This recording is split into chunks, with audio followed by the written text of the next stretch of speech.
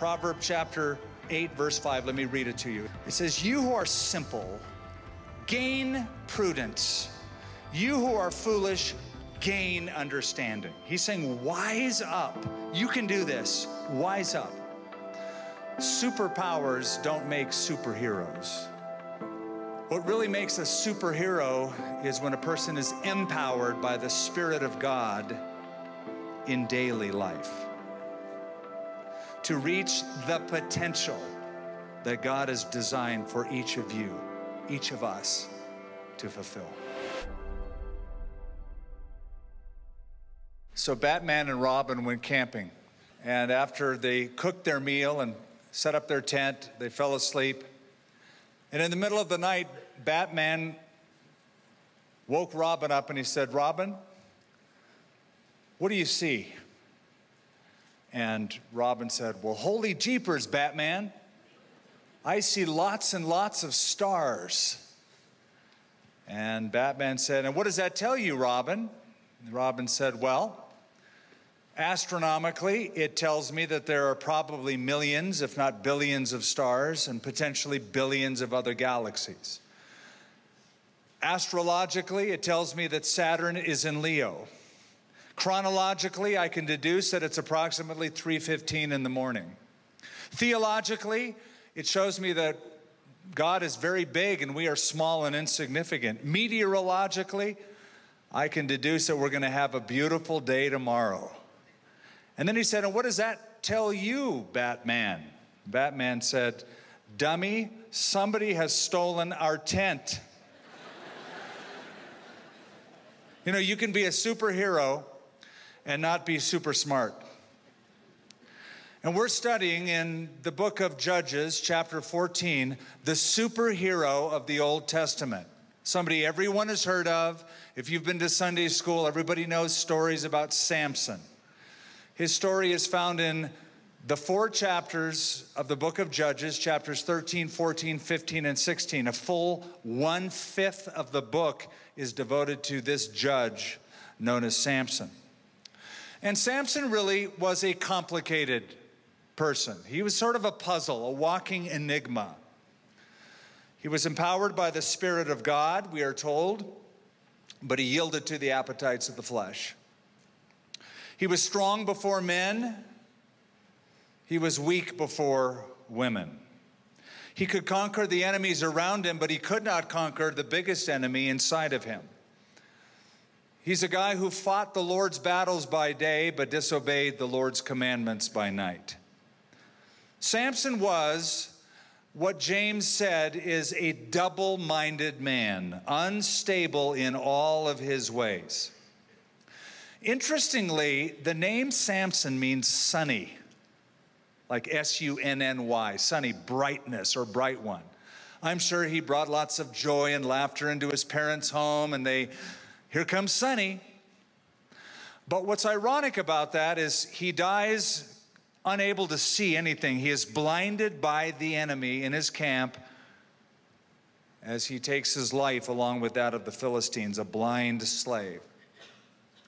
Something else you should know about him before we even get into the text, he is found in Hebrews 11. You know, the Hall of Faith, that chapter of faith in Hebrews 11. He is named in a sentence among a host of others as being a person of faith from the Old Testament. But I want to say, though he was a man of faith, he was not a faithful man.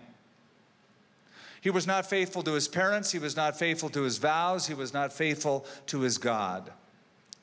Yet God did use him in a strange kind of a way. You'll see part of it. We don't have time to look at all of these chapters, but we're going to look at chapter 14, so I want to give you the setting. The setting is that the Philistines have occupied the land. Now, I know that you've heard of the Philistines. Let me just tell you who they were.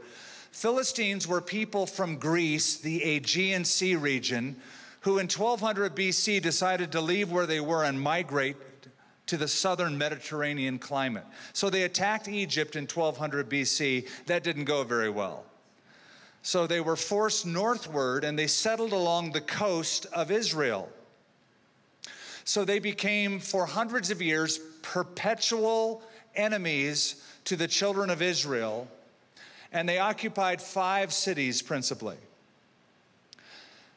Ashkelon, Ashdod, Gaza, Gath, and Ekron were all stronghold cities of the Philistines. So God will raise up judges, that's what the book of Judges is about, to push them away and to take them out. And one of the principal ones is a guy by the name of Samson.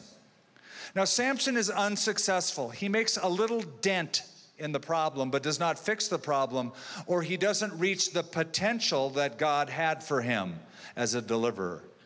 And I want you to see why that is. Let's see how he crashed and burned.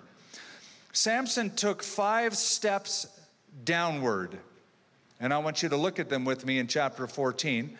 But let me say before we jump in that some of you may be taking one or more of these steps. Any one of them is bad. All of them together will, I can guarantee you, cause failure. So let's look at the first downward step that he took. He disrespected his parents. Verse 1, Judges 14. Now Samson went down to Timnah, and he saw a woman in Timnah of the daughters of the Philistines. So he went up and told his father and mother, saying, I've seen a woman in Timnah of the daughters of the Philistines. Now therefore, get her for me as a wife. And his father and mother said to him, is there no woman among the daughters of your brethren or among my people that you must go and get a wife from the uncircumcised Philistines? And Samson said to his father, get her for me, for she pleases me well. Now you need to know that Samson did have a godly heritage. It was by divine revelation to his parents that he would be born, and when he was born, he was raised to honor God. His parents dedicated him to God with a special vow called the vow of a Nazarite. That might ring a bell to some of you if you know the Old Testament. In the book of Numbers, chapter 6, there was a special vow of holiness or vow of dedication, consecration called the vow of a Nazarite. As soon as Samson was born, the last verse of chapter 13 of Judges says, the Lord blessed him. I always like to read that. The Lord blessed him. And the Spirit of the Lord began to move upon him. But as soon as we get to the very next chapter, which is the initial stages of his public life, his first public act is to go to the wrong place and look for the wrong person. He goes down to Timnah, about 4 miles from where he was from. Timnah is in Philistine country. And he went down there. And of course, he's speaking geographically, topographically, he went down. But I also see this as a spiritual reference point. As soon as he's out of the chute, his life goes south. He goes down to Timnah. And of course, when you hang out in the wrong places, you usually hook up with the wrong people. And so it says that he saw a woman of the Philistines. And he looked at that beautiful Philistine chick and he thought, man, love at first sight. I got to have her as my wife. Hadn't even spoken to her yet. According to the custom of those days, he went to his father and said, I like her, get her for me as a wife. So what this really was not love at first sight. This was lust at first sight. He is living through his eyeballs. He is going completely by his senses, which, by the way, in our culture, we have taught men the same thing. Whether it's by the beautiful models in magazines that display a product, or it's by mannequins in a store. Who on earth could fit into the clothes a mannequin wears? We teach, amen, she said. We are teaching young men to look for women that do not exist, or that have a special meal need if they do exist. I mean, these are values that we instill in young men so that I speak to guys all the time about what they want in a wife, and you know, it's like, well, I don't want much. She just has to have the IQ of Albert Einstein. She has to be a supermodel and an Olympic athlete, that's all. And my first question is, why on earth would she ever be interested in you?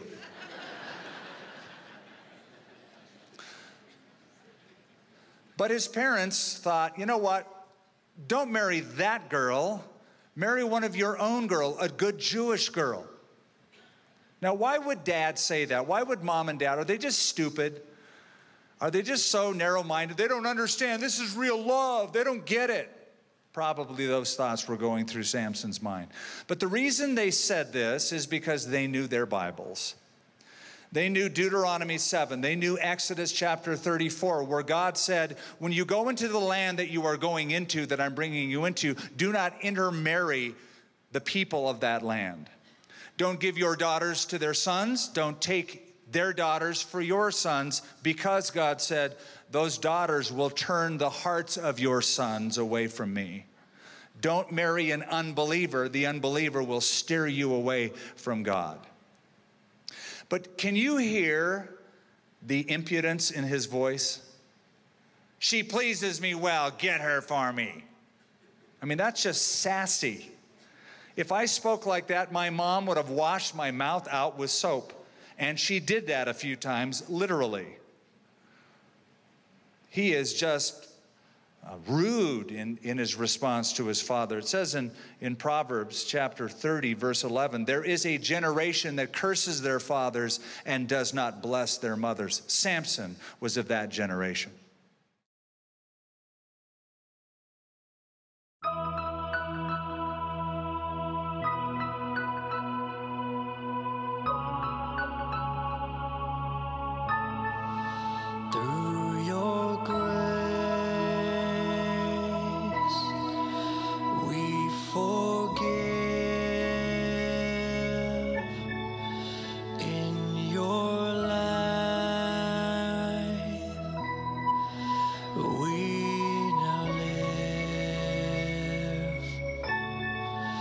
By your stripes we are healed. In your word, love revealed. The way, the truth, you're the light.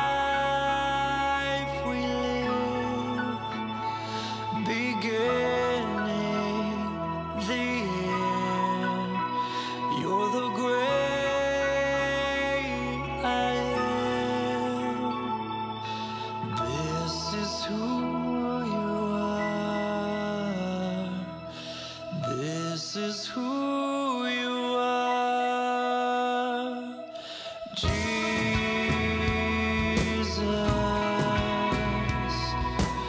Jesus.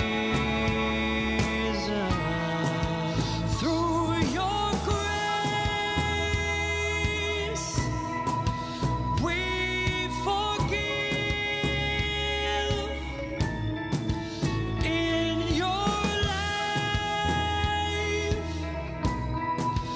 we now live. By your stripes, we are healed.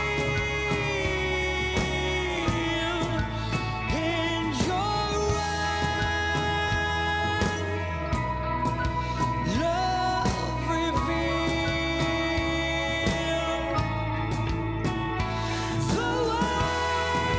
The way, the truth, you're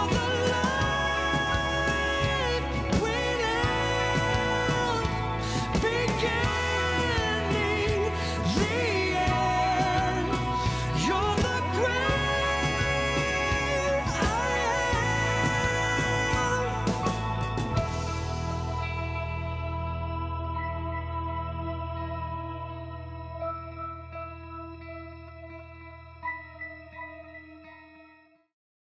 I I was impressed the first time I went to the South, and I saw how they are taught manners in the South. It was a whole new level. I'm a Californian, so the best you get when you come into a room to a Californian is like, hey, sup? You know, it's like, yeah, I acknowledge that you live, but that's about it.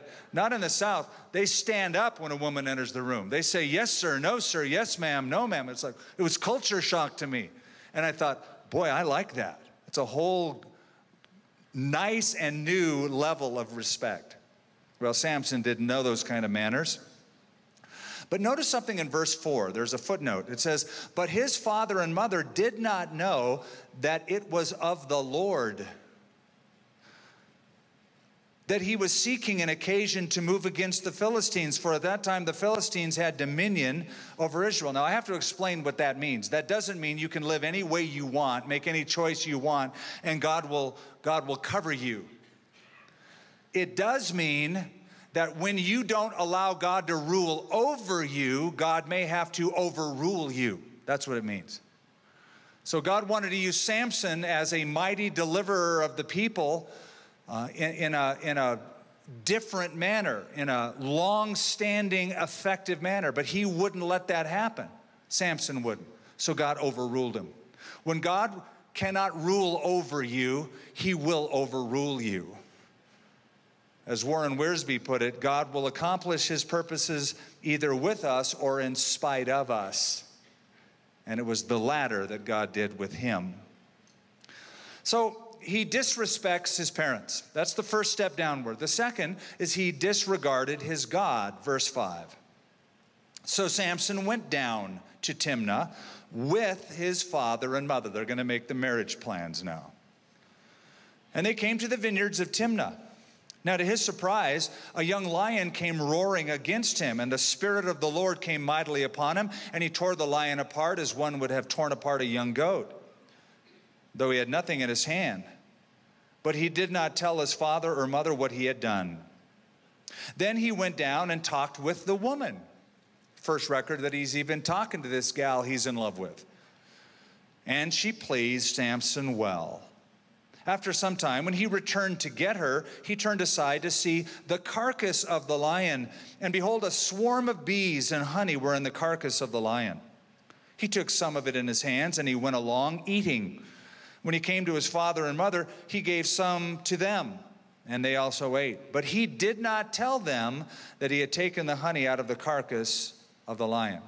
So he's traveling down to Timnah with mom and dad, and evidently, he leaves the main road and goes through a vineyard without them. A lion attacks him, and you know the story. Here's the question. What's a Nazarite doing in a vineyard? Now, I want to refresh your memory. A Nazarite vow, which Samson took, involved three things. Number one, you don't cut your hair. You let it grow. So they were like the original hippies. But with the purpose. The idea of the long hair was a sign of humiliation. That's number one. Number two, a Nazarite wasn't allowed to touch a corpse because they would become defiled. So even if a relative died, they couldn't be around a corpse, which means they wouldn't have participation in the funeral of even a parent. So it was quite a vow to take, quite a sacrifice to make. Third, a Nazarite could drink no intoxicating drink at all. No wine, no intoxicating drink. Could eat no grapes, could eat no raisins at all. Nothing from the fruit of the vine. It's just interesting to note that he is walking through a vineyard. It's dangerous for Nazarites to even walk through the vineyard because you're just kind of placing yourself in a temptable position to break your vow and eat some grapes. Maybe not a big deal, but to a Nazarite it is. Now, the principle I find is one that I see. Some Christians will ask questions like, hey, can I do that and still be a Christian? Is it okay if I get involved in this and still be a Christian? It's like wrong line of questioning. It's not like how far up to the edge can I get? But some believers will sail their ships so close to the lake of fire that their sails get singed. You don't want to live that way. Samson is living that way.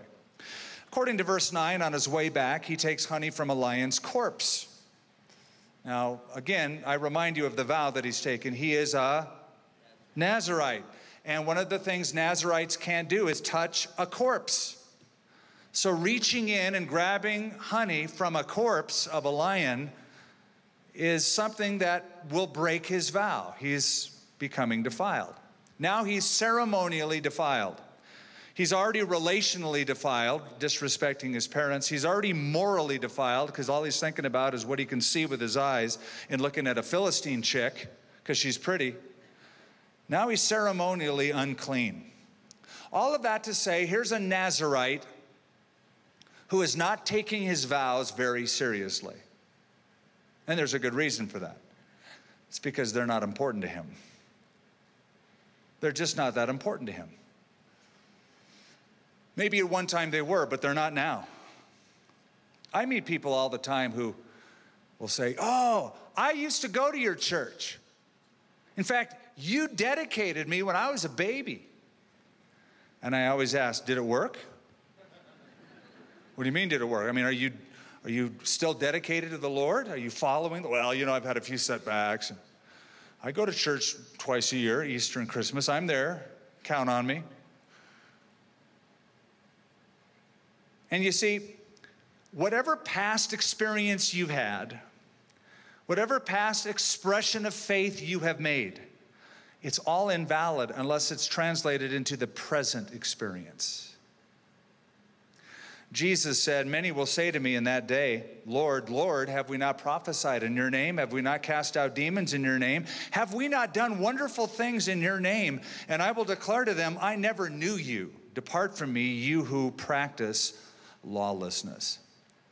The problem that Samson had with women was really a problem Samson had with God. God wasn't first in his life. God wasn't supreme in his life. The Bible has a word for that. It's called idolatry.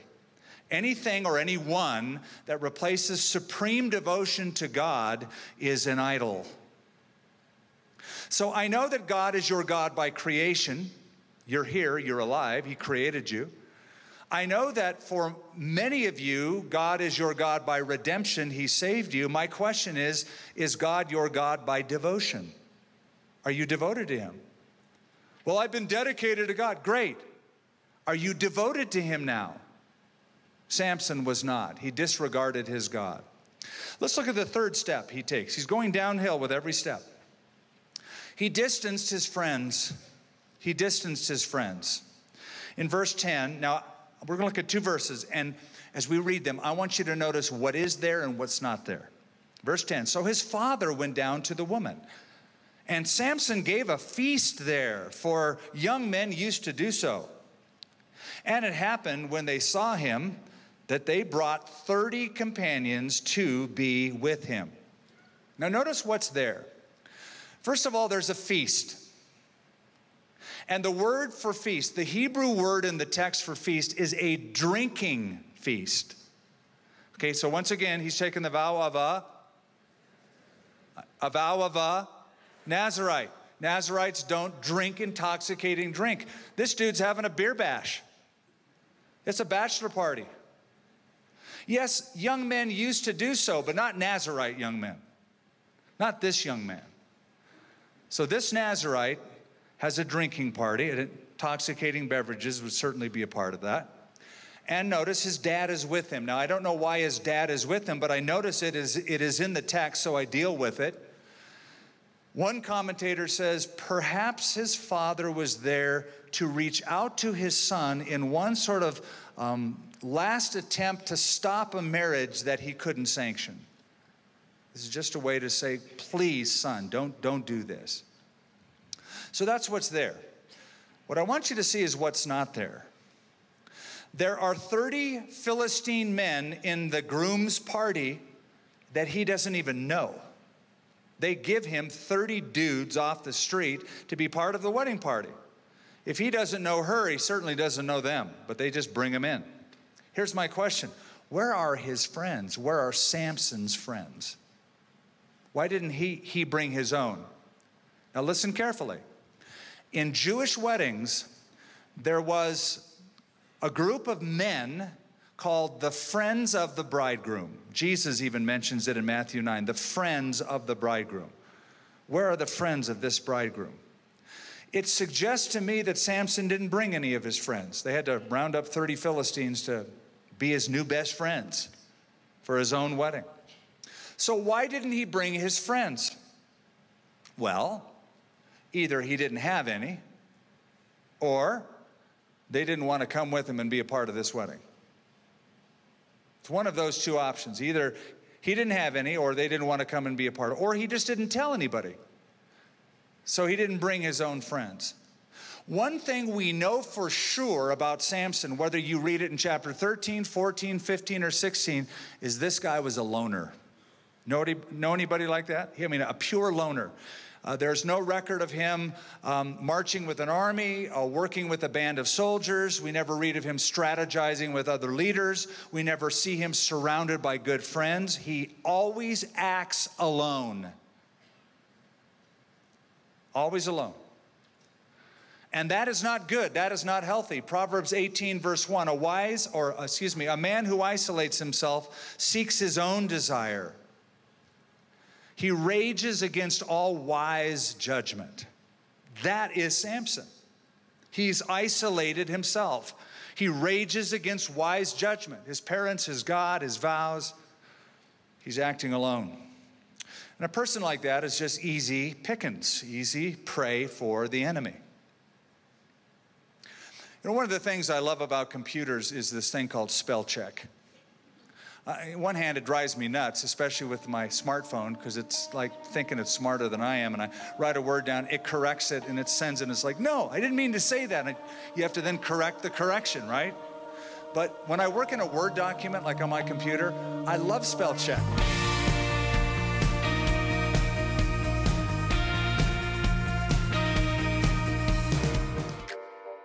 God's plan involves people, and you are one of those people. God's plan includes you. Just think of it. God had you in mind when He put His plan together for the whole world. We want to help you experience the love of God and to see you bring your ambitions, hopes, and dreams into submission to His purpose for your life. We'd like to send you Skip's message, Where You Fit in God's Plan, on CD, plus Skip's popular booklet, Invisible Cosmic Conflict, as our gift to thank you for your generous donation. Your support helps us connect more people to the truth of God's Word and the power of His love.